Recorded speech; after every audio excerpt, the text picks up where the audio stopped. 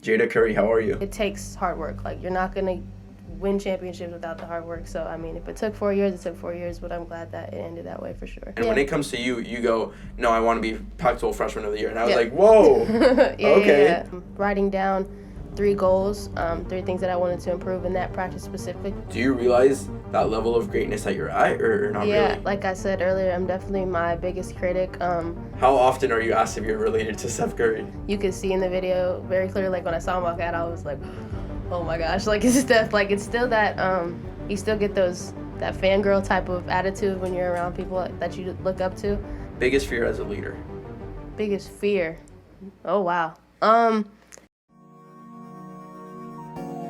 My purpose in life is to leave my dent in the universe in absolutely everything I do, as well as to inspire and help others do the same. For someone to leave their dent in my life is a privilege. For me to leave my dent in someone else's life is an honor. But to inspire and help others leave their own dent in the universe is an indescribable feeling. I plan on doing this through this podcast by celebrating my guests and inspiring my listeners, all while leaving my own dent in the universe and helping others do the same. My name is Fer Andrade, and this is Denting. Hello everyone and welcome back to another episode of Denting. I am your host, Fernando Andrade, and today I have a very, very, very special guest here in front of me, Jada Curry. How are you? I'm good, how are you? Very good, very excited about this one. Yeah. Little fun fact, you're the first person that's younger than me that's a guest. Wow, that's crazy. So, glad to be the first for sure. Yeah, making me feel a bit old, but very excited about this one. Yep. For those that for some reason don't know your name, don't know who you are, Yeah. would you like to introduce yourself? Yeah, sure. I'm Jada Curry. I go to Cal, obviously. I'm a freshman on the women's basketball team. I just like to say this with everything, but very family-oriented. Love my family, my mom and my dad and my 3 sisters. But besides that, that's pretty much it. Yep. I love that. At Cal. The reason I always ask that, especially now, like as my project is growing, as I get people on with a bigger platform, I have in my head that regardless of how big this podcast ever gets, Yeah. I will always start off with that question because I'm curious to see how people For sure. react to it, you know? So I love that you say that. So before we even start diving in, usually I just start right away. Yeah. You mentioned family-oriented, and I Yeah. think that does define a lot of who you are and your personality. So what does that mean? Yeah, since I was young, I don't have that many cousins per se. There's probably a total of 9 of us, and we're all girls. So the dynamic is kind of very, obviously, feminine. I have all aunts except for one uncle, and, of course, my dad. But I've just been around girls my whole life, and it's been good and bad, I think, because it's all girls. We butt heads a lot and argue a lot, and we just have really strong personalities, I feel like, in my family. But yeah, super family oriented. Love hanging out with them. Can't wait to go home at the end of this week for break. But yeah. Awesome. I love that, and it's a great way to start off, and we'll definitely dive deeper into that. But for starters, how did you get into the game of basketball? What was your childhood like? You obviously just mentioned your family, but what was your childhood like, school-wise, sport-wise, things like that? Yeah. I started playing basketball when I was about 4. I had my younger sister. She were a year and a half apart, so she was 3. But we've played basketball since, as long as I can remember. I did basketball. I also did golf a little bit, which is a weird fact. But my dad, he golfs still, but he just loves it, and I would just go with him and just play golf. But besides that, it's really been basketball my whole life. And with my little sister, she's graduating high school right now. She'll be at LMU next year. So, it's really just been our life for as long as I can remember. But, that's basically, she's a little different. She played softball. She did a lot of other things. But my focus has always been basketball. And really just because my dad and my mom, they put us in that. And it just kind of stuck. So since then, it's just been that. What was the process of leaving golf? How long did you play golf?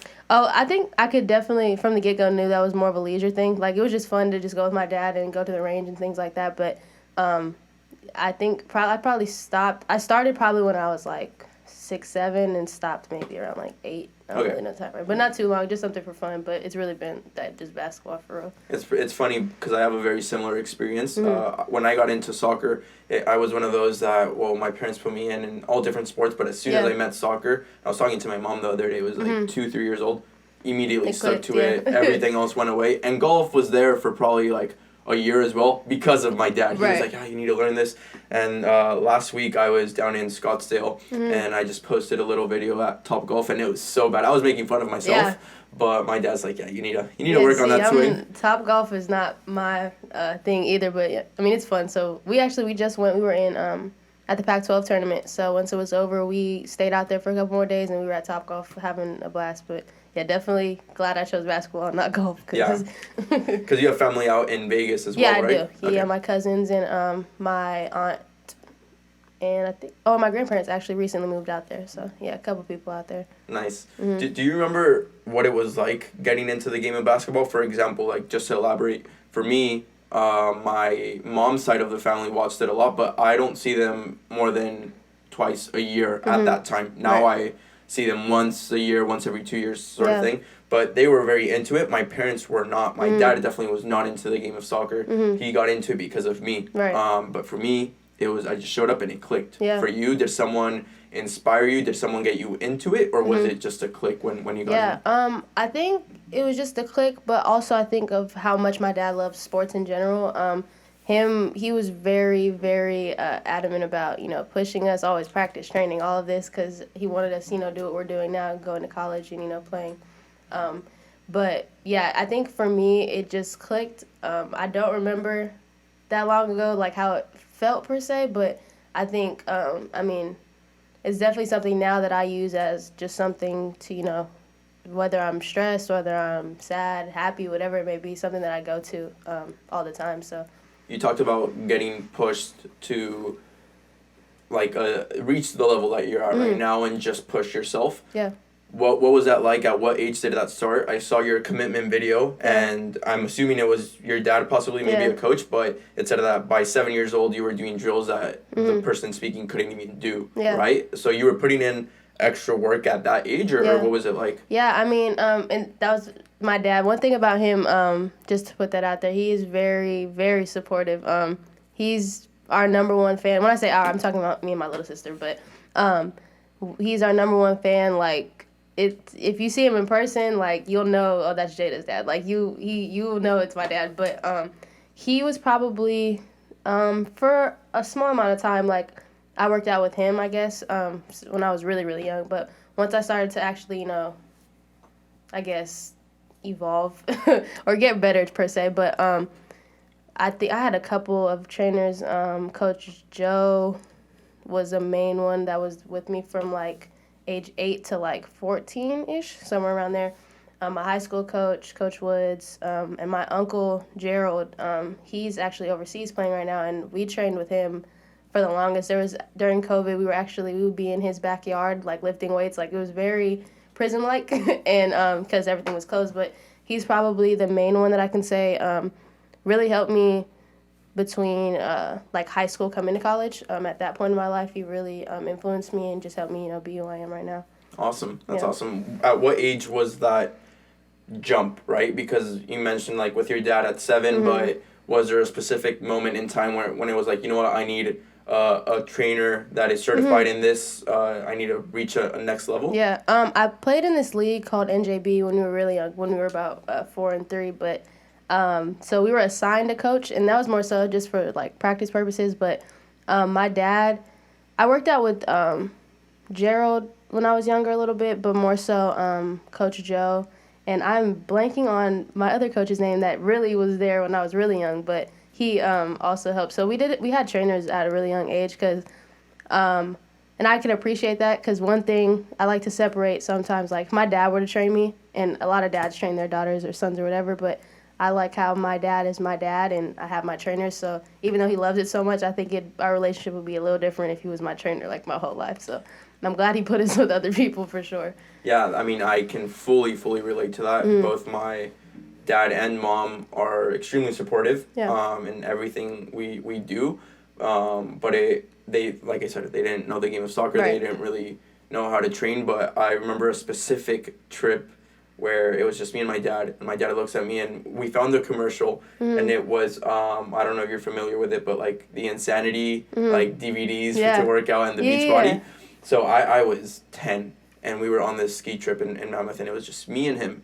And this video comes up, and he's like, yeah, this is what you need to do to start growing. Because I was 10, people were starting to grow on my team and stuff, and I was short. Yeah. Like, I was the shortest guy on the team. And I was like, he told me, if you want to make a leap, you have to start putting in extra work. And that's how I got into it. And he wasn't, like, my trainer per se, but he was on the treadmill while I was doing Insanity or things like that. And he's always pushed me to reach that until I could do it by myself. That's awesome. Obviously, I have my trainers too and stuff, but that's why I was asking. It's that support that matters, and I'm very family oriented as well, so I love seeing that from you. Moving forward, you were pushed at the beginning with basketball. Yeah. You push yourself really at some point. It's very obvious, but academically, you're not just an athlete. You know, you're definitely a full student athlete. A 4.5 GPA coming out of high school and honor roll every year in high school. Yeah. Take me through that. Like, what drives you academically?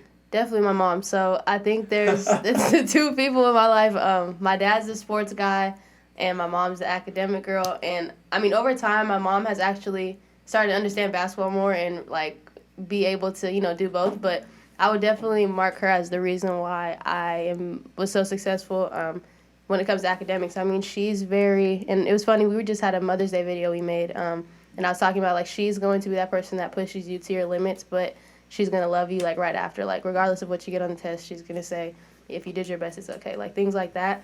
And I think that her just being, the balance between her being that person and my dad being the basketball person was kind of perfect for me. But, yeah, she's definitely that person that has pushed me to, you know, make sure I stay on top of my academics, so. That's awesome. That's awesome that you get that balance. Yeah. I've never heard of that, like, in that way, and it's amazing because, I mean, to be successful as a student athlete, many people, like, the standard, I guess, consider it a 3.5 and above. Right. We're talking about a 4.5, like a whole grade point average above, you know, so that's incredible, and it's definitely not easy. Throughout your high school experience, you were varsity right away. You've already had a very successful season here, but before we dive into that, did you ever struggle? Has there ever been an injury, something that's gotten in your way? Because right now it looks all perfect to me. Yeah, injury-wise, actually, no. So, actually, recently I've had, I don't remember if I told you, but the shoulder surgery was very recent. And that was the first time I've ever really gotten hurt or gotten surgery. The worst thing I've ever had was probably like a sprained ankle, but something you play on. So, I can't say that I've been injured or hurt severely in high school, but I think there was a lot of ups and downs coming into Centennial, being a freshman, starting varsity, like just that whole, you know, that's a big role you have to, big shoes you have to fill as well. But the girls were really supportive, and it wasn't anything that I felt like with my support system that I couldn't handle, but it was hard going from that to being where I am now. I think it just shows how much I've grown, because going from freshman year of high school to my senior year, like, if you ask anybody who watched me, like, during that time, like, they'd say, wow, like, it's crazy how much you've grown. I mean, physically, mentally, all of those things. But I just remember, like, being on my freshman year, our team wasn't that great, trying my best, you know, to do what I could to help. But we just didn't have the pieces. We just didn't have enough. But I think gradually over from freshman to sophomore to junior to senior, it just grew. Our team got better. I got better. I just think that overall we kind of improved as a group. But individually, I've definitely seen the growth from then to now. So, you talked about growth right there. Do you have a specific growth lesson that you take away from high school that you still take to this day? Yeah, I think there's been a lot of little things. I think for me, like I said, I've never been injured or been hurt and things like that. And I think it's been a lot of little battles that I've fought. And, I mean, there's nothing that I feel like kind of stands out the most. Maybe my transition to my sophomore to junior year is when I kind of really saw, like, okay, this is, like, really what I'm going to do. Like, I can really see myself doing this. But, I mean, since a kid, I've always been like, I want to go to college, I want to go pro. But I think at that point, some point in that gap between that summer, I kind of felt like, yeah, like, this is really what I want to do, what I'm here to do, like, what I need to do. So probably that year. Not a specific, like, thing, but just the whole growth of that year. Yeah, it just clicked for you, I guess. For going back to your freshman year of high school, at Centennial, you talked about being short, like, growing physically as well. And, like, in the game of basketball, it's obviously, like, very different bodies and sizes. Yeah. But coming into high school, was it difficult physically to be competing? Like, I'm assuming you were around 14 years old, and there's girls that are 18 years old. Like, that's a big difference at that specific age. Maybe not as much as in college, but definitely in high school. So, did you face any obstacles in that sense? Yeah, I think, and I think my Uncle G, he did a great job with keeping me and my sister, like, physically, getting better over the years. But, freshman year, I was probably around the same height still, but, like, scrawny, little, like, really small. And I think it probably posed challenges, but a lot of the girls, their freshman year of high school, aren't super big anyway. So it's, like, it's really not until, you start growing, going to your junior, senior, and then your freshman year of college, where girls kind of, develop. But there are girls that are, 6 foot and really fit already their freshman year of high school. So, but it was definitely something that I had to improve as I got older. But yeah, coming into it, it was rough for me for sure. Yeah, I know that as a freshman, you're not going to be the tallest or the fittest, obviously. But since you are on varsity, that's why I was asking if there was a challenge in any way. In terms of your growth between sophomore year and junior year, was it that you understood what it takes to get to the next level? Is that what clicked for you? Yeah, I think I think everybody started saying sophomore slump. I think that I really had that my sophomore year of high school. Like, it was a tough sport year for me, and just trying to figure out how I can make my team better, how I can make myself better.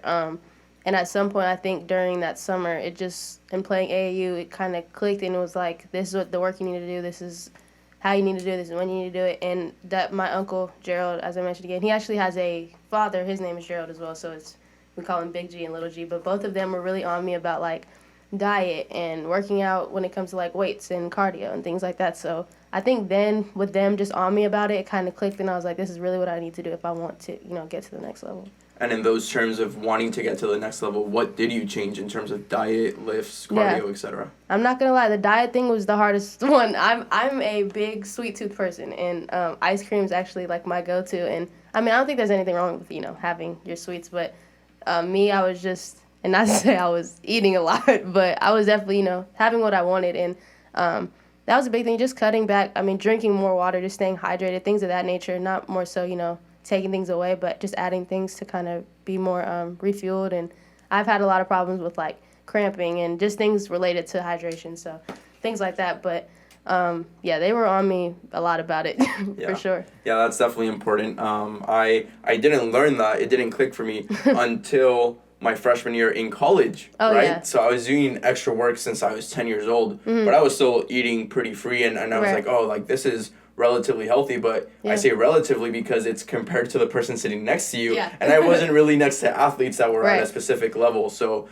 I definitely had to change that a lot until my freshman year here, so I'm glad you learned that pretty early on. I will say, even coming to college, like, it set me back a little bit too. People talk about, freshman 15, and I didn't get that, thank God, but like, going from I think I came here like 138 and I got to like 150, and it was still hard. The diet thing I think is always hard, just because you want to eat what you want to eat sometimes, but I think Hank, our strength trainer, he did a great job of keeping me on the right track to gain that muscle and gain that fat, essentially, to be successful. Yeah, it's definitely needed, and it's interesting in the sport of basketball from what I've realized or what I've seen with what you are mentioning. Like, it is fine to have a cheat meal every now and then, is it? Or like what you guys get post meal, like, is different to what we'd be getting post meal sort of thing. So what is that diet like in a very general format for women's basketball? I think it's definitely specific to each person. We meet with Janelle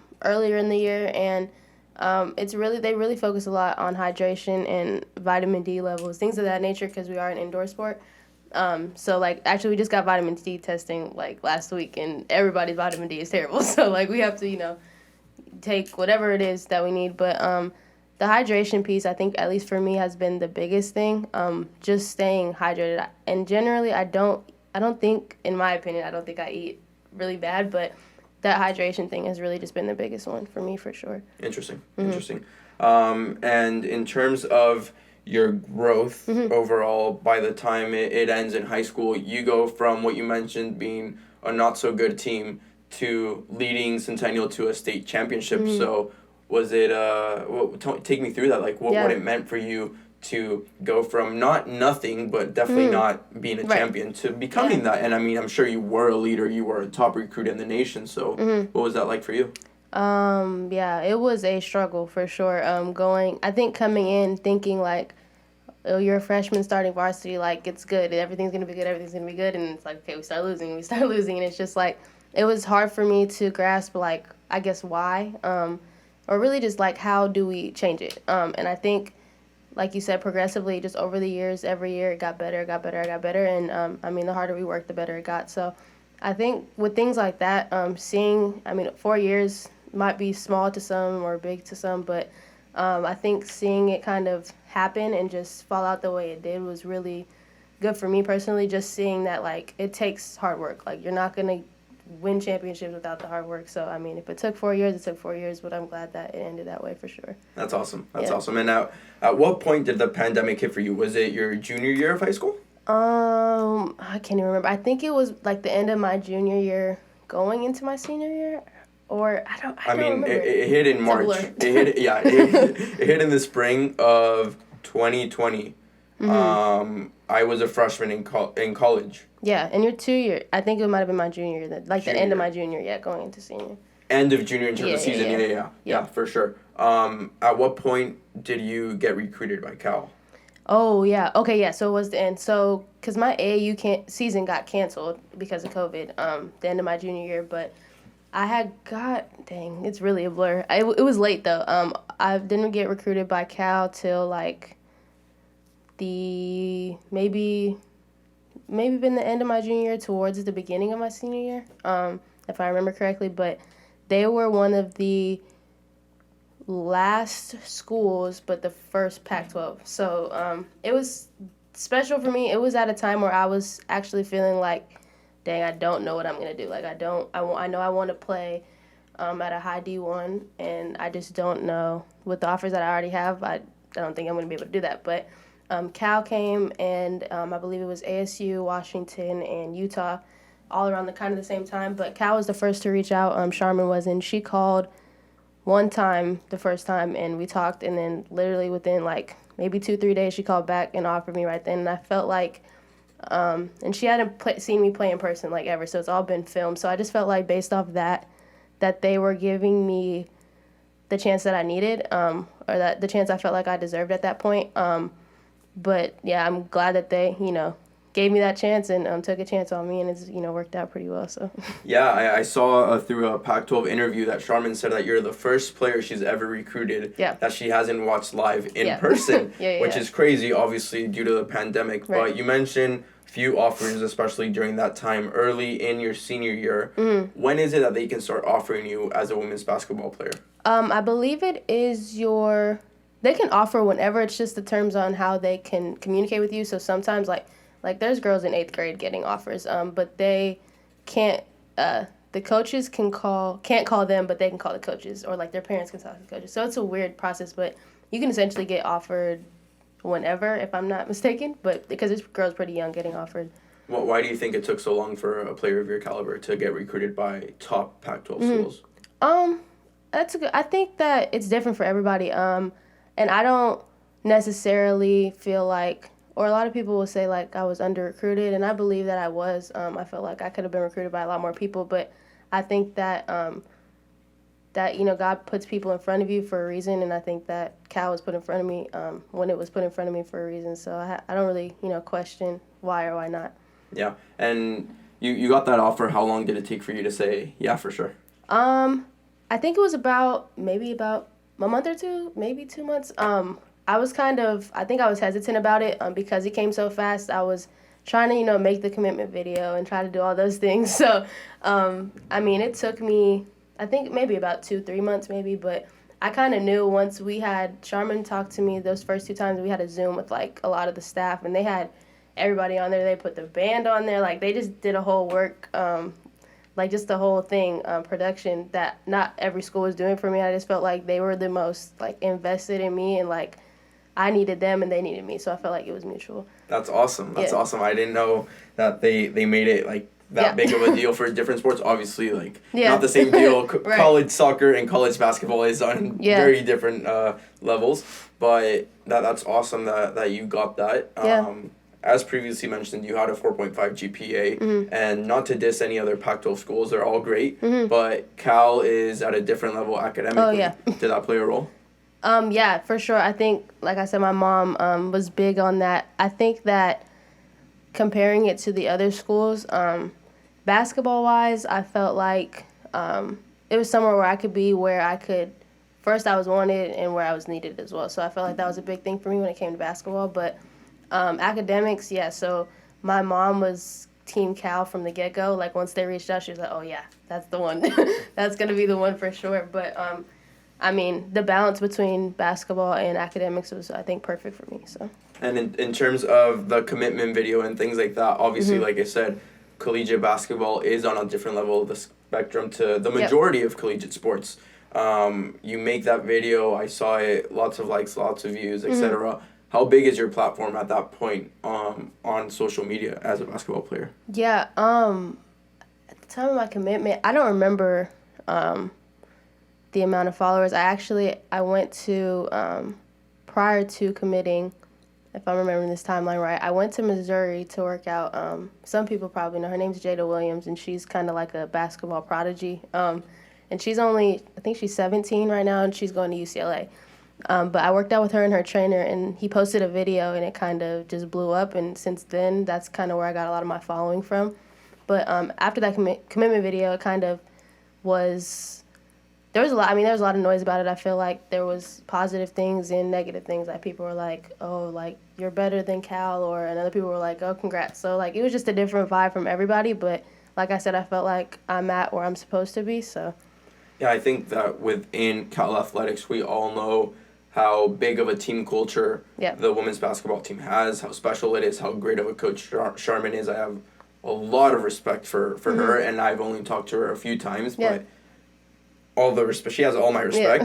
But the year prior to when you arrived, the women's basketball team did only have one win that year, so how did you feel about that? You're at the #1 public university. They're treating you amazing athletically. Right. But at the same time, it's only one win. So how are you feeling about that? Yeah, I think there's a lot of emotions. I think hearing from outside people too, like, oh, you're going to a school with only one win. Like, maybe I'm not hearing it directly from them, but hearing about it, like, things like that. I think for me, it just made me more determined and I wanted to get here as fast as I could. Like, coming here and being able to help however I could, regardless of, what they needed me to do. I wanted to do it, to help this team, get more wins. And obviously we did that this year, and I think that this next season coming up is, like, I hope that a lot of people tune into this next season, because I'm really excited about it and about the pieces that we have and the new people that we're adding. But, I didn't feel any way about it. I felt like it just made me, want to be here even more. Yeah, for sure. That's awesome. And now it is time to start talking about the good stuff here at the collegiate level. But before we even get into that, I just want to emphasize how big of a player you were in high school, right? Like, Miss Basketball Player, State of the Year. Let me rephrase that. I'll start over. Miss Basketball State Player of the Year, Max Prep California Player of the Year, 2020 Press Enterprise Player of the Year, 2020 Riverside Player of the Year, Senior Year State Champs, and Centennial Single Game Scoring Record with 43 points. Yeah. At any point, was there an ego as you came into Cal, you Pac-12 school, you're feeling good, they didn't even have to watch you in person. Yeah. Was there any ego, or how were you coming into that summer? Yeah, no, I don't think at all. I think it was more humbling just thinking about and talking to people I know who have, been through college or have been to college already, like, through their freshman year. I think it sucks, but, you start over again. Like, you're back to being a freshman, you're back to being the youngest on the team. And I think based off my experience from my freshman year of high school, I just wanted to make sure, like, that wasn't the experience. Like, that my freshman and sophomore year of high school probably, like, the two hardest years of my high school career. And I think just coming here willing to, work hard during the summer and just get prepared for the season. So. Yeah, I mean, in that same Pac-12 interview, Charmin did say that as soon as you started the summer workouts, she was like, yep, that is the person I saw on film, which is awesome. But you do talk about how it's connected to your high school years. It took me until my junior year right now to realize how connected my high school and college experience are in terms of years, right? Yeah. The first year, I was, like, lost. The second year, I got the hang of it. The third year, I started to go, and senior year, we'll see what happens, right? But you realize that at a very early age. Were there any mistakes you changed into your college year in comparison to your freshman year experience in high school, or something that you knew that, you know what, I need to start doing from the get-go? I think that high school is a lot easier than college when it comes to academics. Maybe not for everybody, but definitely for me, coming from the school I was at to coming to Cal, the rigor of Cal is just not explainable, but I think coming here, I knew from the get-go that I would have to have to focus a lot on the academics, and I think that just time management, things of that nature, people telling me about that before I got here, when I got here, I just knew that was something that I really needed to make sure that I was doing off the court, just, focusing on the academics. I felt like the basketball will come. Like, I work hard all the time. Like, I love basketball, so let me focus on these academics. Interesting. Yeah, I mean, I met you in a class, actually, in your first semester, UGBA 199, which was fun. And in the little section of the class outside of the lecture, sometimes you did mention, like, hey, I have things coming up. I need to do this. Can we do it another time? And you seemed very on top of it. And I told you that right off the bat. Like, you can change it whenever you want, because that is an amazing mentality to have. So what was your routine coming in as a student athlete at the number one public? Yeah, I mean, I think I started off strong, and then it got a little shaky, and then I kind of got back on track. But I had my board, and I filled it out every week. And as time went on, I stopped filling it out. And then as, season was going, it was, just too many moving parts to, do things like that. But Google Calendar has really been my best friend since I got here. Because, the workouts are on there, the times of class are on there, the assignments that I do are on there. So it's just things like that. And my Chris Arden, I don't know the title of her position, but we had check-ins every Friday last semester and every Monday this semester. And she kind of kept me on top of it with whether it was an Excel sheet or whatever it was. She kind of helped me stay on top of my work during those times of where I felt like it was a lot going on. So I remember when I met your teammates, Kai and Sierra. Yeah. We were scheduling meetings and things like that, and they were like, well, is it on your Google Calendar? And I'm like, wow, I feel like such an idiot. But I feel like it is a trend on women's basketball. You guys are extremely busy as well. You're the first women's basketball player that has been on here. The other two that I have invited are extremely busy as well. So I'm already knowing. So we're trying to schedule those in as well. But it was also difficult scheduling with you. You guys are extremely busy. Yeah. So that's good that you're using that calendar. Appreciate it. You have other habits that stood out to me when we did a first meet. Take me through your journaling experience or how you do set your goals on the board that you mentioned. Yeah, I have my journal. I do two things in it. One, during season, I tried my best to stay on top of it, whether we were going to practice or, even a game sometimes, but more so just practice. Writing down 3 goals, 3 things that I wanted to improve in that practice specifically, whether it would be more efficient or have this many assists if we play live, things like that. Or just being a good teammate that day, having the most energy in practice. So things like that, writing that down, and then just the normal journaling, or maybe not normal, but journaling, just talking about my day, writing in the morning when I get up, writing what today is going to look like, and then coming back at night and seeing if I even did any of those things and just writing about how my day went. So I think things like that keep you, keep kind of the noise, keep you calm a little bit, just writing down, what went through your day and things like that. Yeah, that's very awesome, and it's very special that you realize that. Again, at this age, you're extremely mature. You seem to have a real sense of where you are, great perspective sort of thing. You're staying humble with this process. Who got you into that? Where did you learn this from? Yeah, at a really young age, my mom, she had us journaling every day, more so along the lines of, what did you do today, how did school go, things like that. But more recently, in 2 years ago, I met my best friend, and she was very big on affirmations and really like writing for real, like not just your day-to-day things like that. So I think in that sense, she helped me get into that. And at first, like when she was doing it, I was kind of like, oh, like, what are you doing? Like, what is that? And she was like, I'm just writing, like really normal about it. And I was like, okay, I kind of want to try it. And so since then, I mean, probably for a year now, I've been doing that a lot more heavily. But yeah, it started with my mom, and then my best friend kind of brought it back, and now back to doing it. So. Do you have a specific daily affirmation?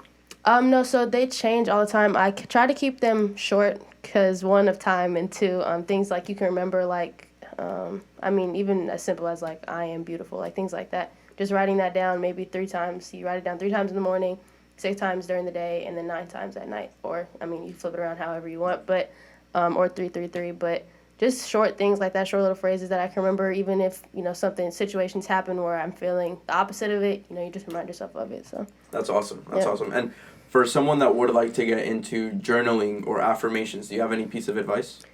Yeah, I think just with the starting small, even things like, I mean, I'm strong, I'm this, I'm that, just short words that you're going to remember is a good start, just to starting that way. And also, I think just writing about your day also helps you write more. Like sometimes, I mean, it won't even be night, day. It might be midday where I'm like, okay, I need to go write. Like just feeling a type of way and you just need to write it down. So that's also a form of, you know, therapy. I feel like just writing down how you're feeling at that point in time, like if you can. So yeah, I completely relate to that. I write a lot. I mean, these are just my notes right here, right? But I have the Notes app from Apple, a Notes app from Google, and the Microsoft one as well. And it's all divided in separate ones, as well as like my journals I have. I mean, this is just for the podcast, but I have, I don't know if you probably can't see them, but there's a few journals over there, and it's writing. It's like my way to express and keep memories and things like that, as well as like the voice memo on the phone. Like it's helpful, especially on the podcast as well. I have those clips. But I really can relate to that, and it's important to express yourself. Yeah, I think it really is. In terms of your goals, how do you set those? I'm not gonna lie, they're kind of random. I don't think they're very like a build up. I think every day they're just different. And I think those are something I kind of have more fun with. Like I said, like just being the loudest or being the most supportive teammate in practice, like little things like that. I just feel like on days when you're struggling to get through practice, or like it's like, okay, I'm tired, I don't want to be here. Like little things like that keep you like, no, like today I need to work hard, I need to do this, I need to do that. So in general terms, you don't really have specific goals. It's mostly like how you want to feel and behave. Yeah, I think they're more spur of the moment. I mean, like overall goals, like there was a big at the beginning when I first got here talking to Charmin, like we had a meeting, and my one like personal goal I wanted for myself was to get PAC-12 Freshman of the Year, and I got it in a skewed kind of like a weird way, but I mean I still got it. But like things like that are overarching, I definitely have those, but I tend to enjoy like the spur of the moment, every day-to-day things more so, because it just keeps you going. That's exactly why I was asking. So for everyone watching a bit of storytelling, when we did have that one class session of like setting your goals, and we talked about the SMART goals and how it's specific, measurable, attainable, relative or relatable, and then time, like time-based. So we have those, right? And I'm talking to different freshmen. I remember when I was a freshman, and in the class, people are talking about their GPAs or getting playing time, a few minutes here and there, things like that. And when it comes to you, you go, no, I want to be Pac-12 Freshman of the Year. And I was like, whoa, okay, all right. So you do have that meeting. You go from being an under-recruited player to coming in freshman year in the span of months. Just saying like, hey, my goal is to be the Pac-12 Freshman of the Year. How does that happen? Where does the transition take place for you to have that shift in mentality? I think coming to Cal, just the whole experience of getting like you said, under-recruited, getting a call from Charmin, committing to Cal. I just think that as it kind of went on, my confidence got a lot better, and I was like, I can do this. Like, that was kind of my mindset at that point. I can kind of do whatever I want to do. Like, that was just kind of my mindset at that point. And I think that coming to college as a freshman and wanting to do something like that, you know, you have to put the work in. So I think that I wouldn't have said it if I knew I wasn't going to try hard enough with it. But, yeah, definitely something that kind of just happened, like you said, in the span of those months. That's incredible that you had that shift and that you even had that mentality going into it with Charmin. Yeah. Obviously, she's an amazing coach, as I already said, but what was that meeting like and that sense of confidence? Like, again, one win the previous season. She hadn't watched you. You impressed her right from the get-go. You have that meeting. That's a big change. So what is going in to plan behind that strategy of saying, hey, you can be Pac-12 Freshman of the Year? I mean, and it was, honestly, it wasn't like, I think when I told you, I probably had my meeting with Charmin prior to that, and I think that she kind of gave me a sense of, like, a little more confidence. I felt like when I was telling her, I was kind of like, oh, well, I want to be Freshman of the Year, like, it's something that it would be cool to do, but, like, after that, I was like, no, that's what I want, like, that's what I'm gonna go for, and I don't know, it's just... It's hard to explain, like, because, like you said, the shift is kind of weird. Like, you would think that's a crazy shift. Like, you were under-recruited. You so happened to get picked up by Cal. Like, why all of a sudden do you think you could be Pac-12 Freshman of the Year? So it's, like, a big thing, like, to say, I feel like. And at a point where my confidence, I told you before, I think, that I've always been, like, humble. Like, I pride myself on that. So making a statement like that or having a goal like that is something that was obviously going to be really big for me personally. Yeah, definitely. It's a little bit of playing with it because you do have those goals that you set for yourself in terms of how you will behave, how you will act. But then you have that in the back of your mind, like, hey, I want to be Pac-12 Freshman of the Year. But at the same time, you're extremely humble. Yeah. And it's a weird balance, but... Yeah. School, like you said, started off very well for you. Then season starts, I'm sure it gets shaky around that point. But you already mentioned basketball will not be affected by academics. Yeah. And in your debut, 23 points, 5 rebounds, 3 assists. Yeah. Right off the bat, you're starting to make a name for yourself as a freshman. So with that start, what was it like in the past semester, right? Because your season goes from around November to March. Yeah. So in that first half of the season, in the non-conference phase, you started building a name for yourself, and people were looking at your name, and they were looking your way, getting all that attention. So what was going through your mind? Were you surprised at all? Yeah, I get asked that question. I don't think I was surprised. I think that it was just, a testament to all the work that I put in and, like, the goal that I set. But, I mean, at that point, I felt like I was more locked in than I've kind of ever been, just trying to seeing what we were doing as a team. And we kind of, right before we hit conference play, we went through a whole COVID scare where, like, all of our whole team basically got COVID besides, like, one of our players. And that kind of set us back a little bit. And coming off of that, we kind of had to find our way back to, what we were doing in preseason. But I think ever since, once we started the season, it was, like, go time. So I think as a team as well, we were all kind of locked in, so. It was interesting to me. I mentioned it with Nevaeh D'Souza, whose episode actually came out today.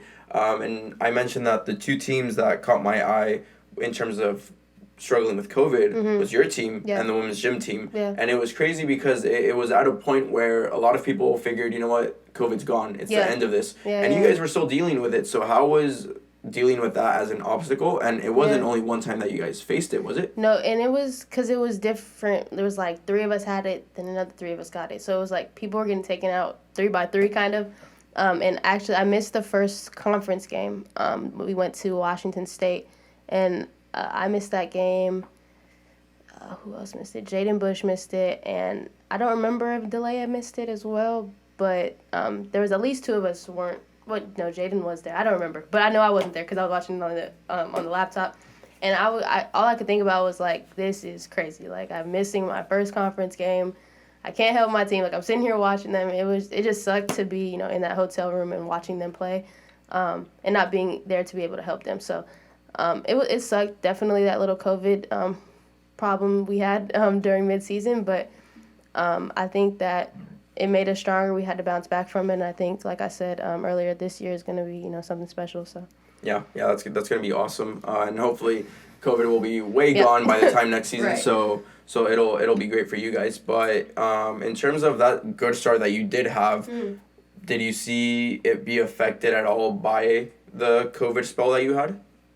By the what'd you say? I'm sorry. COVID spell, like just when you were out with COVID. Yeah. I don't think so. I think that I mean, it definitely played a part. Like I said, I think that coming in, when I came back, that first game we played Oregon, and I was like, this is wild. And it was my first conference game, so, like, obviously the competition got better. We're playing one of the top teams in the conference, and I just got off of COVID. Like, I can't breathe. I'm running down this court. I can't breathe. I can't do anything. And it was just a struggle. But, I mean, once I got back into the flow of things, it became fun again. So. Yeah, for sure.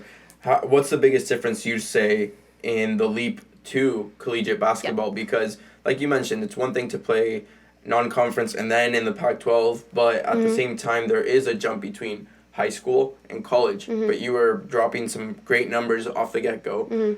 What was the biggest challenge or biggest difference that you saw? Yeah, when it comes to basketball, I think definitely the physicality and the speed. It's a lot faster. The game, if I'm trying to think, high school, I think it's 4 8-minute quarters, and college is, I think, 10-minute quarters. So it's a little bit longer, but it's just we're running. Like, it's really fast break, a lot faster than high school, and the girls are just a lot stronger, a lot quicker, a lot stronger, a lot smarter. So it's like you really have to be a student of the game as well, like really, watch film and really get better mentally, just as much as you're getting better physically. So. Yeah.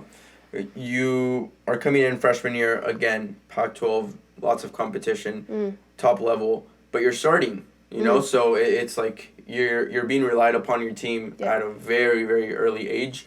Was there anyone that you were looking to as a mentor, someone you were learning from on the team, whether that's a teammate, a coach, or even someone outside of that?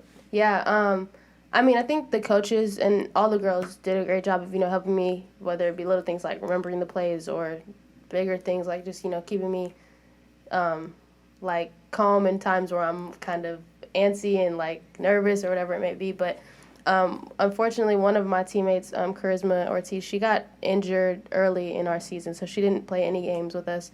But she was on the sideline coaching it up, really, for all the players that were in, seeing things that I obviously couldn't see because I'm playing, or the coaches even. But, I mean, after games, telling me what I did well, what I didn't do well. During games, telling me that, just keeping me focused and keeping me, my nerves calm. Because I think during that time, at the very beginning, too, and going into conference, I was, had those jitters and had those freshman mental lapses. So she did help me a lot as a player, for sure. Yeah, and it's very different. Like, when you're saying that, when I think freshman year, well, it's definitely, there are some jitters, but you forget that in collegiate basketball, there is an audience. There is someone watching you. There's a good amount of people in the arena when you go to Oregon, when you go to Stanford. Like, these are big names across the nation. So, obviously, it is different. And I cannot relate to that part, but I understand what you're saying. Once you did get into the season, obviously, you were tremendous, even in Pac-12 play.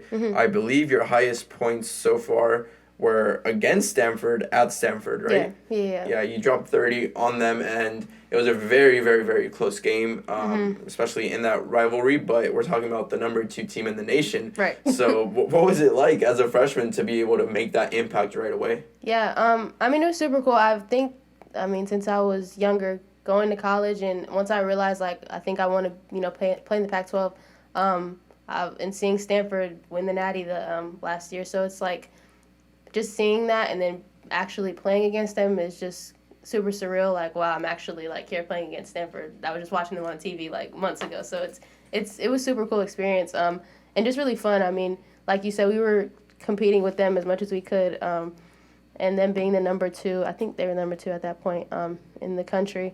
It was just a really good experience, I felt like, for us, and just showed us kind of what we're capable of. So. Yeah, that's crazy. And you weren't just competing, or, like, after watching them for a few months, you were dropping 30 on them at their place, which is insane. So congrats on that. Thank you. In terms of the overall season, year 1, you had a tremendous year. What was the best memory that you have from the season? Ooh,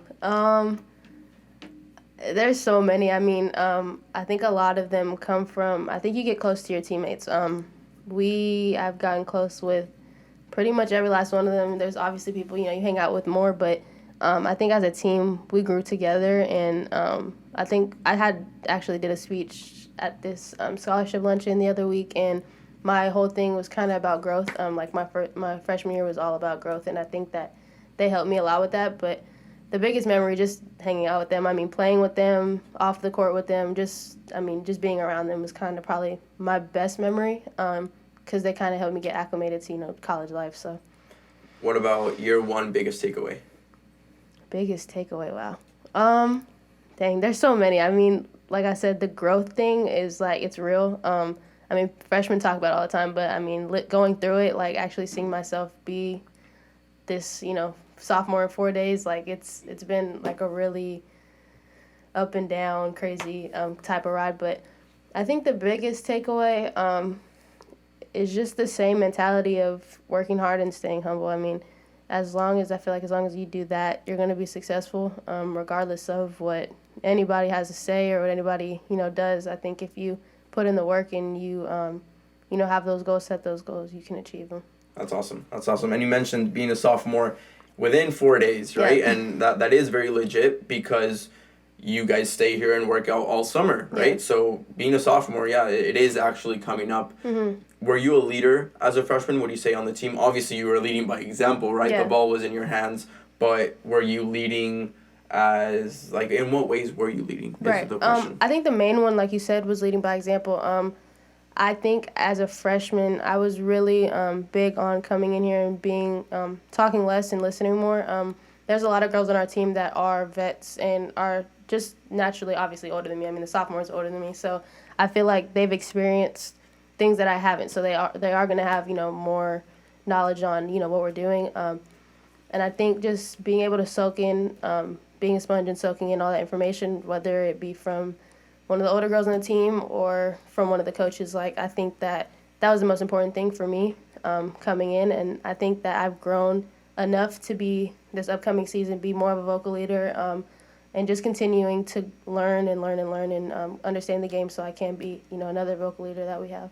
Yeah, that's awesome. And it was a great campaign year one. Obviously, no postseason, but at the same time, individually, you were amazing. And maybe it'll correlate as well with your high school years, a rough start. A rough start, but you guys, like you mentioned, you have some great transfers coming in. The team is looking pretty stacked, and hopefully next year there will be more growth for sure in terms of championship level competition. To finish off your Pac-12 freshman year, you played in 23 games, 22 of them you put up double digits in terms of points. Mm-hmm. You were the only freshman in the Pac-12 in the top 15, scoring and assist-wise. Pac-12 Freshman of the Year and All-Conference Team by the media. Pac-12 Honorable Mention and All-Freshman by the coaches. 5-time Freshman of the Week. And this is the most impressive in my opinion. First freshman in the Pac-12 in all its history to lead in scoring with averaging 18.6 and second in the nation. How does that make you feel? I think it put a smile on my face. Like I said, I am very, and it sometimes to a fault, like super humble, like you said. And like hearing stuff about that makes me like I don't like hearing about myself.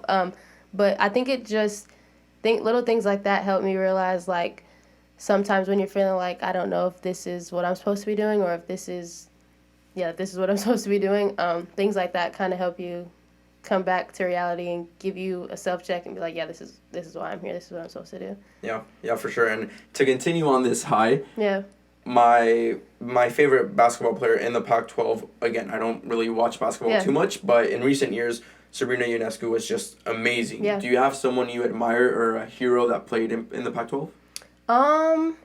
Not necessarily. I think just based off of the whole Curry thing, I do watch a lot of Steph Curry, just his workouts, things that he does. But in the Pac-12, not necessarily. I think Arike, she went to Notre Dame, Arike Ogunbowale, but she was just kind of how Sabrina is, just a powerhouse, knew how to take over a game when it needed to be taken over.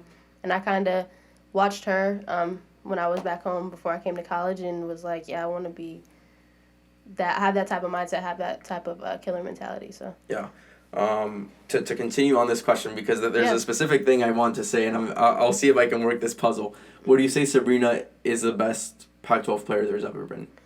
I'm not gonna lie. I don't know a lot of Pac-12 players. Like, I don't before coming to Cal or before getting recruited by Cal or realizing that I wanted to be in the Pac-12, I kind of was blind to who was in there, but I definitely saw her a lot, and I think that will definitely go down as one of the best for sure. The point I want to get across is that she is amazing. She's going down with being one of the best for sure. Again, I don't watch too much, but I know she's going to be one of the best. Yeah. The point I'm trying to make is she didn't even lead the Pac-12 in scoring her freshman year, which is insane to think of. And I don't want to boost your ego or anything. I know you're very, I know you're very humble, anyways. But it's just crazy. Like, do you realize that level of greatness that you're at, or not really? Yeah, I think it's crazy. Like you said, it's hard to realize it. I think it's more so surreal. Like I said, it just puts a smile. It makes me laugh. Really, like it's just something that it's like. Especially when it's like people haven't. I mean, you were like the same thing going back to you were under recruited, this, but you were able to do this. So it just kind of just the pieces are falling where they should. I feel like so. Yeah, and there's definitely a lot of underdog mentality coming from you. You were under recruited, and again, I boosted your ego a little bit. So let me play with the other side. Yeah. Coach's honorable mention. Yeah. And you were not among the top 15 players named to that team, being the Pac-12 leading scorer and the freshman of the year. Yeah. And there were articles that came out asking what's going on here. Right. Where does that? How does that make you feel? Yeah.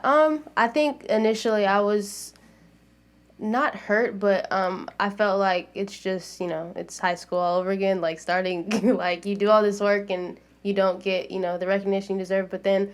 I mean, having my support system, whether it be my teammates, my family, just that split second of feeling like doubt, you just go right back to like, what's for you is for you. And I think, that's what next seasons are all about. So sophomore year should be fun. That'll definitely be exciting. Going back to your platform and what the media is and things like that, your name was in the media a lot for very obvious reasons. But for starters, people were questioning if you could maintain your hot start to the season. And then at the end, the media voted you best, but the coaches didn't. Yeah. So to what extent do you listen to the outside noise? Do you listen and use it like to motivate you and keep you going and keep you smiling? Or do you block it out completely, whether it's good or bad? Yeah, I think I do my best to, not pay attention to it. I mean, but it's there. It's going to be in your face. The media, we all have social media. So, I mean, I saw it before, my coach told me, so I was kind of like, I already knew about it. So things like that, you're going to see it. It's just, I feel like to the extent at which you let it phase you, I think it's okay to be upset about it, and it's okay to have that day to be like, dang, like I felt like I deserved it, or I felt like whatever you feel. I feel like with anything, you're allowed to feel how you feel, but you got to, feel it and then move on. So I think once I found out about it, I felt how I felt. Next day, moving on, just, trying to get better and work to, change their minds in a way, I guess, to prove them wrong, if you want to say that. That's what's coming up, and that's scary because if you already proved a lot your freshman year, proving them wrong next year is it's gonna be a movie. So so that's awesome. In terms of who you are, like as a competitor. I saw that Charmin told you not to be too hard on yourself. Yeah. How hard are you on yourself? Do you take a moment to step back and say like, wow, this is all amazing. Let me let it sink in, or are you go the entire time? And even if there is greatness, are you pushing for more? What type of person are you? Yeah. I think I'm always striving for more. I feel like I'm probably my biggest critic. I'm not saying you're your biggest critic, but. I think, like I said, just going back to my support system, having, my mom and my dad and my teammates just be there to tell me, like, days where I'm sitting there upset and crying and, like, why this, why that, whatever. And they're sitting there just like, you read those off to me, like, Jada, you did all this. Like, you don't have to be upset. Like, there's no reason to be upset.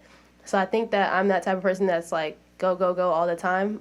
But definitely having those people around me to help me take the step back and realize that what I'm doing is good. Like, you don't have to stress out about it. Is good to have for sure. Yeah. A big person is hard on themselves and tolerant with others, Yeah, and that's, for that's sure. very important. And there is a time, I guess, where perspective is everything and you have to let everything sink in. So hopefully you can do that throughout the summer just to say, like, hey, this was a tremendous year. Right. You should celebrate it and enjoy it, in my opinion. but it's also that time to, hey, let's do it again. Let's lock in. Let's prove people wrong. Yeah. And just do it for yourself, really. Yeah, for sure. From what I could give off as advice, but that's awesome. I can't wait to see it. I mentioned a lot at the beginning of my podcast in general, not this episode, but I used to talk with people that, I mean, Cameron Rogers right now, she's #1 in the world in terms of throwing in 5th year here. Yeah. And we talked about the done next mentality, like, all right, I accomplished this, no celebrating, right off to the next thing. And that's important. You need to continue pursuing excellence constantly as a competitor, but at the same time, you need to put things into perspective and just enjoy. Yeah. Acknowledge how special this is. Definitely. And then go for more. Appreciate it, yeah. And then, let's see, what else can we talk about? I have a good amount of questions just on who you are outside of an athlete. Let's see. We already talked about this, but the next thing I say is a day in the life of Jada Curry here at Cal in 60 seconds or less. Yeah. What's it like?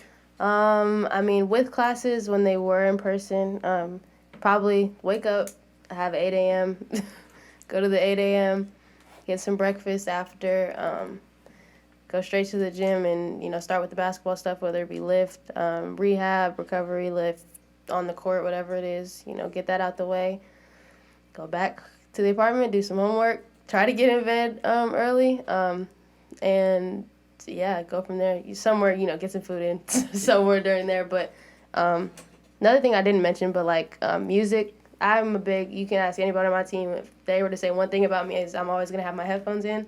I feel like that's something that keeps me, calm and just locked into what I'm doing for the day. But during that whole thing, I probably have at least one AirPod in, so.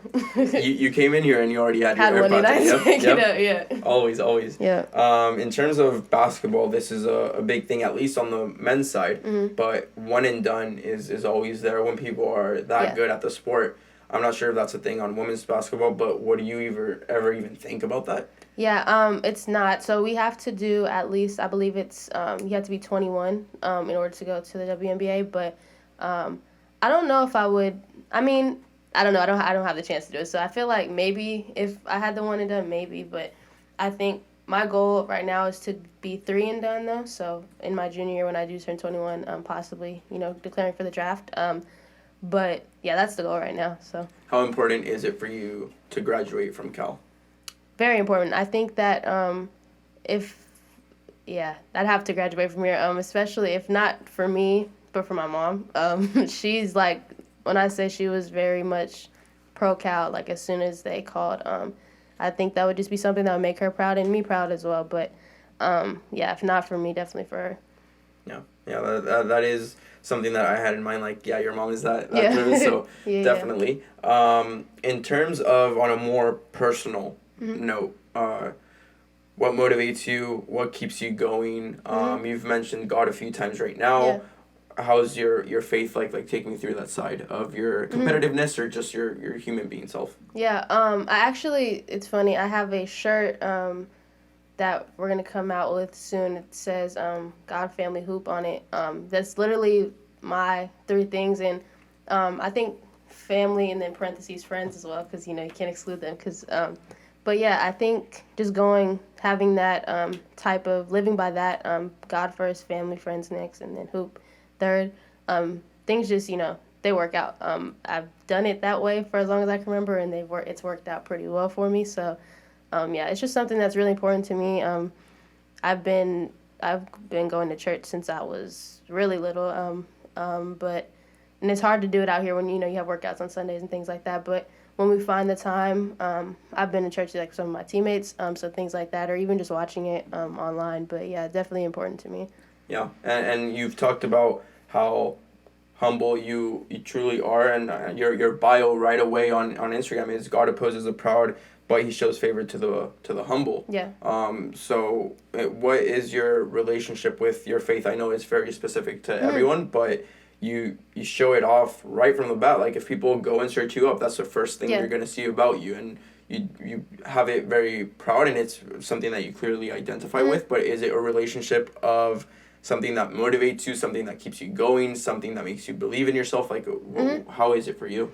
Yeah, I think that is definitely included. I just think that it's the way that I was raised, and it's kind of just stuck with me. I mean, obviously there's people that are raised that way and then it doesn't. They form their own opinions, and I think I formed my own, and I just agree with that.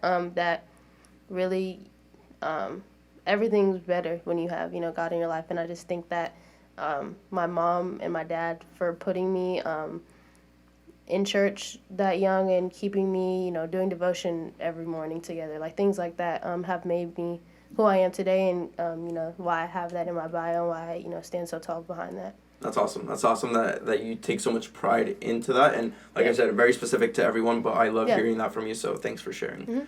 Mm-hmm. In terms of who you are as a student athlete, academic side, what's your major looking like? What do you plan on graduating after you get drafted in those 3 years? Like, what's your goal? What drives you right now? Yeah, so actually I came in trying to do business administration, and recently have found that I don't want to do that anymore. But I've been, actually today, it's funny, me and one of my teammates, she was helping me, look at majors and things like that, because I honestly don't know what I want to do. But we looked, and I take media studies classes right now, so like marketing, branding, those type of things, but so within media studies. And then we actually saw political economy today, and just reading it, it kind of interested me, so I'm going to look more into that. But as of right now, I don't know what I'm going to do. Even in disciplinary studies, we've been looking into that too, so something probably not heard of, but definitely something that I enjoy for sure. All good. If you ever need any help with that, you can Appreciate let me know. I got you. And as an athlete, you have that tremendous of a season. Mm-hmm. What do you think you have left to learn in the seasons ahead to reach your goal of getting drafted one day? A lot, for sure. I think that, like I said earlier, I'm definitely my biggest critic. We actually had our meetings with Charmin, like the end of the year meetings, and she printed out, or had our, I don't know her job title either, but she printed out like our stats for the whole year, like whether it was non-conference, conference, and it kind of just laid out everything. And numbers don't lie. So looking at the numbers, I was like, oh yeah, we have a lot of work to do, for sure. But nothing that I feel like, isn't impossible. I just feel like, you just got to put the work in. So I'm definitely excited for this off season. That's awesome. That's awesome. And well, now moving into 3 more topics before we're done. But this was a very special thing. You met the man himself. Yeah. Steph Curry. What was that experience like? Yeah, crazy. I mean, it's kind of, you can't describe it. If you haven't, I don't know if everybody's seen the video, but you could see in the video very clearly, like when I saw him walk out, I was like, oh my gosh, like it's Steph. Like it's still that, you still get that fangirl type of attitude when you're around people that you look up to. But it was definitely a great experience, getting to talk to him, and just, it was very organic. I could say that it was like a natural conversation. It wasn't, all about basketball. He was asking about school and things like that, and he just made me feel like he knew me a little bit, which was, maybe he doesn't, but I felt that way at least. And it was just a super cool experience for sure. That's awesome. Yeah, I saw the videos. I saw that it was that you guys played against USF at Chase Center. Yeah. And then in the post-game interview, you just brought that up, like, oh yeah, it'd be nice to meet him. And someone within the organization of the Warriors made it happen. Yeah. Take me through that story. When were you told, like, hey, you're going to meet Steph, and what was your reaction like? Yeah, I mean, I was super grateful. It was during season for sure, obviously. Maybe a month or so, maybe 2 months after we played at the Chase Center. But Charmin came up to me one day before practice and was like, oh, I have a surprise for you. I'm like, you want the good news first or the bad news? I was like, okay, the bad news. And I don't remember what the bad news was because the good news was too good. But she told me, and I was more so in shock. I was like, are you serious? Like, for real? So, but yeah, I was super grateful for the experience and super excited, so yeah. What did she say? What was the news? She was like, so we're going to go to the Warriors game on Thursday, whatever day it was on. I was like, oh, okay, like, cool. Like, I haven't been to a Warriors game at Chase Center, so I was like, oh, that'll be fun. Like, cool. She was like, yeah, and you get to meet Steph. I was like, huh? Like Steph Curry for real. She was like, yeah, we're going to go to the game, and then afterwards you get to, I was like, bro, this is crazy. Like, are you serious? And she was dead serious. So That's awesome. That's so awesome. When you did talk to him, what was the conversation like? Did you ask him any questions, get any pointers, or yeah, what was I it was like? definitely fangirling, and I couldn't think of anything to ask him, and I will be honest, he carried the conversation a little bit. But we talked about just school and just basketball in general. He said he's saw the game, not saw the game, but saw, like, the stats from the Chase Center or whatever. And then we took some pictures, and then fortunately, or hopefully, after they're done with the playoffs, we'll be able to, get a workout in or something like that. But yeah, it was very like a see you later type of talk. So definitely wasn't a one-time thing for sure. Wow, that's crazy. Yeah. That'd be so sick to get a workout in with him. Cool. I know he comes to Cal every now and then for work, but that'd be insane. It'd be awesome for sure. Yeah. And I know you get this question probably a lot, but number 30, last name Curry. Mm-hmm. How often are you asked if you're related to Steph Curry? All the time. And I think people realize, even though some people realize I'm not related, they're going to ask me, like, oh, are you related to Steph? Like, just for fun. And I'm just like, sometimes I'm in a mood where I'm like, yeah, that's my cousin. But other times, like, no, that's not, I'm not related. But, I mean, I've had that number since I was super little and just always looked up to him. So just ran with it, really. Is he the reason you wear number 30? Yeah, he was definitely the reason I wore it. And I actually, my junior year of high school, I changed my number to number 3 because I was like, all right, I'm tired of this. Like, I don't want to be Curry 30 anymore. Everybody thinks I'm Steph. And I was like, this is slow. I'm going to the Bay. Like, why would I do that? Yeah. And also somebody had number 3, so I was like, I have to go back. But I was like, it's a fun thing to have. I mean, you have to live up to it a little bit. You can't not be... I mean, it's hard to live to Steph, but, I try my best. Yeah, no, you got to have some fun with it. I remember that when I was asked what number I wanted to wear, I was driving to a workout back home, and I got the options for the numbers, and the number that I usually wore was taken away, like somebody already had it, and number 13 is there. Mm-hmm. And while I was driving, I had the U.S. Women's National Team game on against Thailand, and it was in the World Cup. Game ended up, I think the result was 9-0 or more. Yeah. I can't remember what the number was. Yeah. But in that game, Alex Morgan scored 5 goals at the World Cup, which is insane. Yeah. And she went to Cal. And she is number 13. And I saw that, and I'm like, yep, definitely I am taking number 13. So, that's super cool. Yeah, that's the little story behind that. That's dope. Alex Morgan and Steph Curry. You can come on the podcast whenever. Yeah. Right. Anyways, that's awesome that you have that. And in terms of, like, your relationship that you did build with Steph and how it's, I mean, you're in the Bay, so it's going to work out probably. But in terms of meeting up later, chatting later, working out with him, how would that contact even take place? How would that happen? Yeah, Charmin has been in contact with the man himself. So hopefully she can set something up once I'm back to working out. But, yeah. That's awesome. I saw that in an interview. He was asked who he'd be rooting for in terms of you guys in Stanford. I know he's close to Cameron Brink, but that's funny that happened. Yeah. And I mean, the next time you did play, you dropped 30, so I think that's a bit of a statement, but that's awesome. In terms of Charmin and who she is to you, I mean, a mentor, a coach, but in those little moments like that, like, who is Charmin to you after year 1? Yeah, I mean... just somebody you can go to about anything. I mean, I think I've made or have a relationship with her at this point where I can talk to her and, I mean, all the coaches about, off the court, on the court, whatever it may be, and just expressing whether it be concerns or anything to them. And just, hoping that they will be, or knowing that they will be understanding about whatever it is that you tell them. So, yeah, I mean, my relationship with her and all the coaches and the staff has definitely grown over this year, but... yeah, definitely good people for sure. Yeah, that's awesome that you do have that.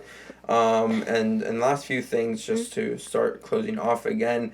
I am very interested in this topic. You just mentioned that business is out the window, which completely fine. But you do have some experience with business. You already mentioned right now that your shirt is coming out. On your team, it's pretty funny, but it's with the freshmen as the new era of college athletics is coming in with NIL. The new era of women's basketball players at Cal are the ones driving it between you and Mia. Yeah. So take me through what this is in the process of starting your own brand, what it's like having a business. Is it you or are you just the face? Like, what's that like? So I work with this company called Court Smith. The guy who runs it, or the owner of it, his name is Courtney Smith. So he's actually my family friend's friend. So, like, my uncle's friend, my Uncle Ben. But He's out here in the Bay, and my dad and my uncle were talking to him because my younger cousin, who's going to LMU as well, he just committed there. He's going to be working with Court Smith as well when he gets to college. So, excuse me.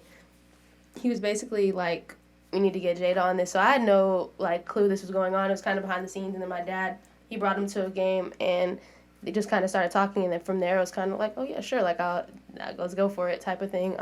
But it's been fun. I mean, they've designed it, and then me and my parents, we've put our input on it, but it's definitely collaborative, and it's been fun to see kind of like the whole vision come to life. And I'm not a big person, I can't say I'm not a big person, but it's just new for me. The whole branding and the just clothing lines, merch, things like that, and that's kind of why I want to learn more about it, but through media studies or whatever it may be. But yeah, it's been fun. I mean, Mia, she is definitely our NIL person on the team. I mean, I go to her about questions. Even people who have reached out to her have reached out to me. I'm like, okay, Mia, should I do this? She's like, oh yeah, do it or don't do it.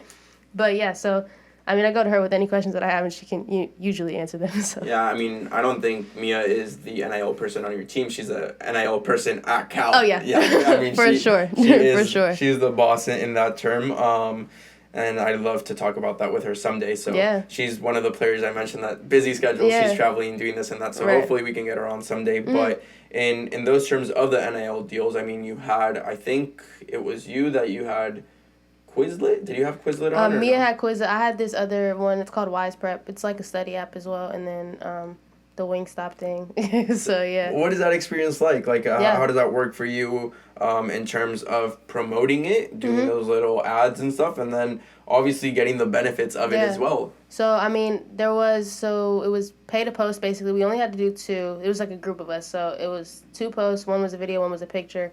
And then we got paid for that. And then we also got $1,000 worth of Wingstop gift cards in a way. So I've been eating wings for a while.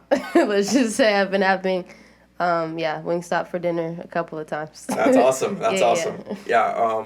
Is that the norm pretty much for someone with your platform, the $1,000 sort of thing? I have no idea. I mean, I had to talk to my other friend. She goes to Texas, Rory Harmon, one of the top freshmen in our class. She's dope. But she signed to it first, so I called her and I was like, are you doing it? She was like, oh yeah, it's legit. I was like, okay. So I kind of did it based off that. Well, based off her saying that, and then my sister and my dad actually helped me a lot with the NIL stuff, because my sister's kind of like me. She's a big influence on Instagram. She's done hosting things like that. Just dealt with brands and NIL deals. So she helps me a lot with that, and they kind of read over and was like, yeah, let's do it. So it's pretty much based off of experience with your sister, with your friends, with Mia, yeah.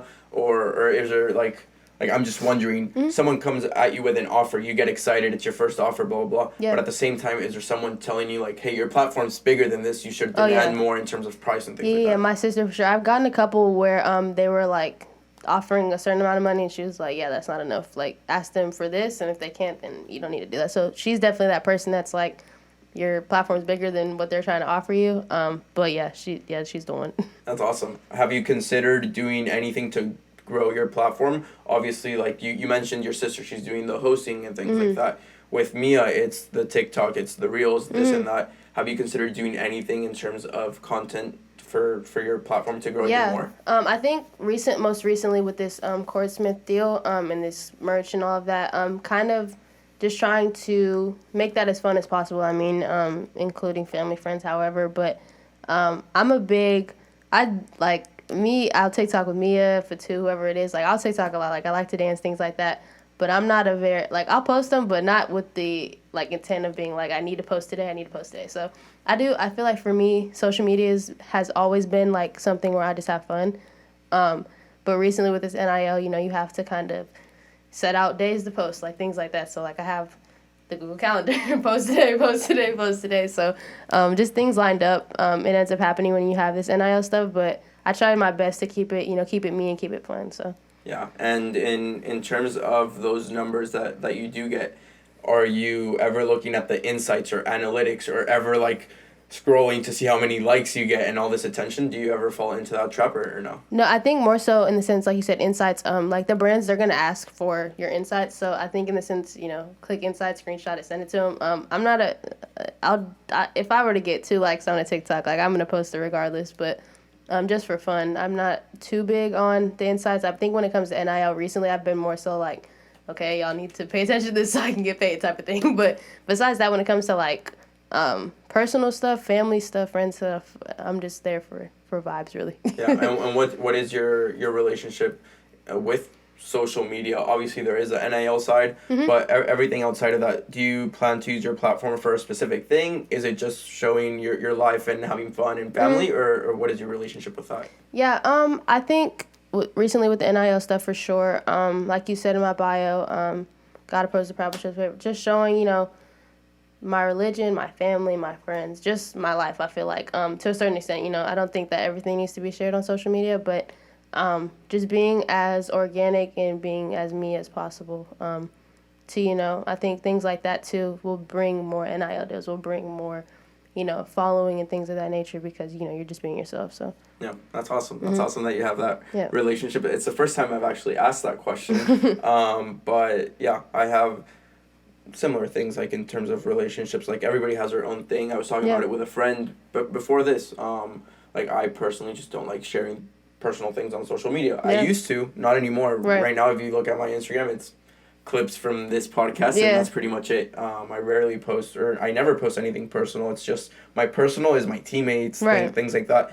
I'm by no means close to the size of your platform, but I did have like my first few videos start to blow up on TikTok recently, and I was like questioning myself because I study all these great people and what they're doing on social media, but when I started getting all these likes, all these comments, all these views, I was like addicted to it and just scrolling, and it's like, wow, like that's insane, but it's also like it makes me kind of anxious, like the amount. So have you ever experienced that? Yeah, I think, like I talked about earlier, going to Missouri and working out with Jada and her trainer Marcus, after that trip, that's kind of when my Instagram kind of took off a little bit, and I was like this, like looking at it like, whoa, this is crazy.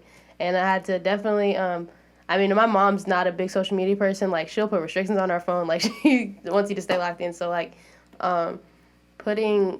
like, whether it be her being like, Jada, get off your phone. Like, things like that. I was like, okay, yeah, I'm doing too much. Like, I need to get off of here. I'm doing a lot, looking at all these likes and comments. Like, it's cool for a while, but at some point, like we said, family-oriented, friend-oriented, like, it's not your friends, your family specifically. So I just kind of think about it in that way, I guess. That's awesome. That's awesome that you have that take and that you're, again, so humble and with so much perspective at your age with your platform and everything going on there. That's awesome. Last official questions to close off.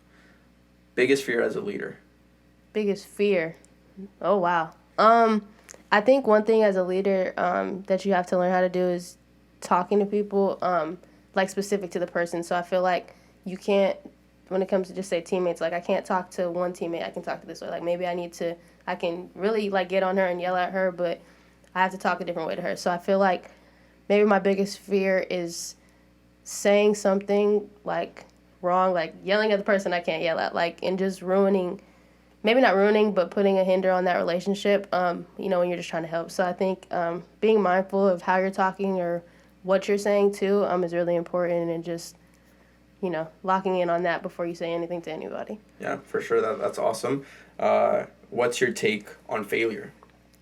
I think it's good. I mean, everybody's going to fail. I think I failed a lot in my previous years before coming to college, and even in this first year, whether you're failing an exam or failing at, not getting the championship ring. So I think it's good. I don't think anything is, even though it is a quote-unquote failure, I don't think it's a failure in the sense. I think that word is kind of misused sometimes, and I think that everything that you're not successful at is not, something that's a setback. It's just something that's, or even it could be a setback, but it's just something that's going to teach you for the next time. So a lesson being learned rather than a failure, for sure. Yeah, for sure. And it goes, whether it's your shoulder surgery or the results that you guys had this season or whatever it is, I think it only makes us better and it only provides perspective and makes us grow overall. You know, the impediment to action advances action, and whatever stands in the way becomes the way. Right. And I think it's those failures that push us forward, which, quick parenthesis, but I didn't ask you about the shoulder surgery. Are you good now, or how was that experience like? Yeah, so this week will be the 9th week out, I think, post-surgery. So I'm kind of in the in-between process of trying to get back on the court. But definitely I haven't used my left arm in a minute. Can't really dribble with it or anything. Can't shoot yet. So a lot of right-hand dribbling, a lot of right-hand shots, just everything right-handed. But I've gotten into, using smaller weights now, so we're adding a little bit of weight. But, yeah, the process is going pretty well. Are you right-handed or left-handed? I'm right-handed. Okay, yeah, so... Yeah. It's not too bad. I kind of think about it every day. Like, would I rather have it be my right hand so I could work on my left because I'm not left-handed? But it's like, it would be rough if it was my right arm. Like, trying at the beginning in that sling, trying to do things, yeah, it would have been rough. Why was it that you got the surgery? Was it a specific moment in the season or just worn down overall? So I tore my labrum at the beginning of season in practice. Well, we don't know if it was in practice or a game, but in practice I ran into, I had a really small collision. It's kind of crazy that it even happened, but so I hurt it, and then we were recovering back from it. It was just really sore and just trying to work through it, and then a couple games went by. Then in the Fresno State game, I hurt it again, and so it wasn't dislocating, it was subluxing, so it was like going in and out or out and in. But we didn't know until after that Fresno game. I got the MRI, and they told me I tore it. So they were like, if it gets really bad, we can stop and you can do surgery, or you can finish the season. So I finished the season, obviously, and then just got surgery afterwards. What came into the decision of finishing the season while being injured? Yeah, I think that goal of being freshman of the year, I was like, I can't not play. I think that right there was solely just one thing. And then also I felt like we were in a point of the season where we were, on the up and we were doing well, and I was like, I mean, it was painful, obviously, but it wasn't anything where I was like, I want to stop playing. I want to be here. I want to play with these girls. I just want to play college basketball. So yeah, that's amazing, and I hope you do better and get back to being fully fit very soon. But for now, you've improved your right, I'm sure, a lot. And again, the obstacle becomes the way. So I'm sure that right's gonna, if it was good already, it's gonna be insane next season. So that's awesome. Yeah. Very last question. What is your definition of success?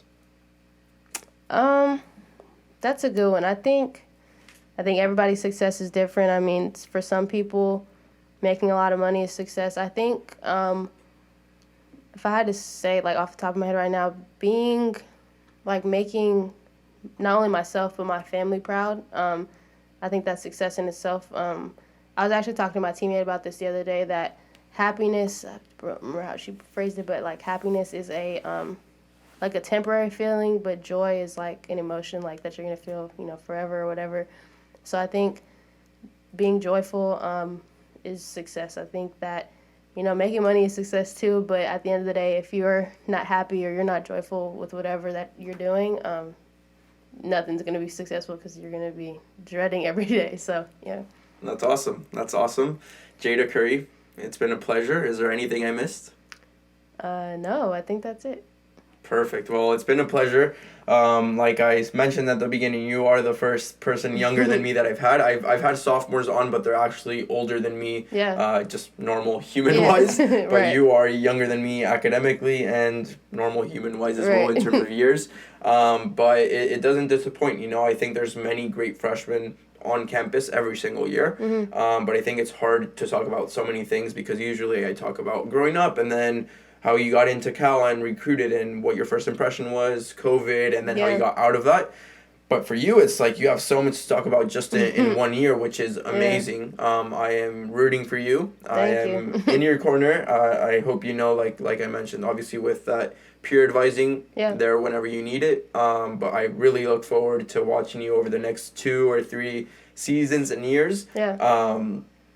Hopefully it'll be one day me asking for your jersey like you did to Steph. And that'll be awesome. And like I said, as well, I hope to have you on here in the next 2-3 years just to review your seasons, and I look forward to building this relationship. So definitely. Thank you so much for accepting the invitation and coming on. I really, really enjoyed this. Thank you for having me. All right, and to everyone that watched on YouTube or listened on Spotify, thank you guys so much. If you're on YouTube, please like and subscribe. If you're on Spotify, please follow the podcast. That's it for today. Stay tuned for the next episode. I'll see you all next time. Awesome. Thank you. Thank you so much for listening to today's episode. Make sure to subscribe to my podcast and follow me on my personal social media accounts for more. All at Fer Andraez. All links are in the description. If this episode inspired you in any way, please help me out by sharing it with a friend to help them leave their dent in the universe as well. That's it for today. I'll see you all next time.